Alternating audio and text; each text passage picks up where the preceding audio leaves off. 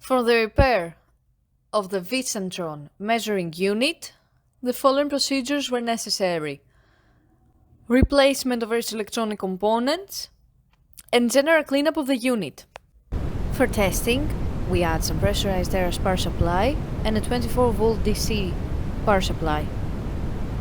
For testing, we use the testing kit, and as we cut off the air with the help of the parts, we see that the measuring unit does a scan and performs a run test on its own.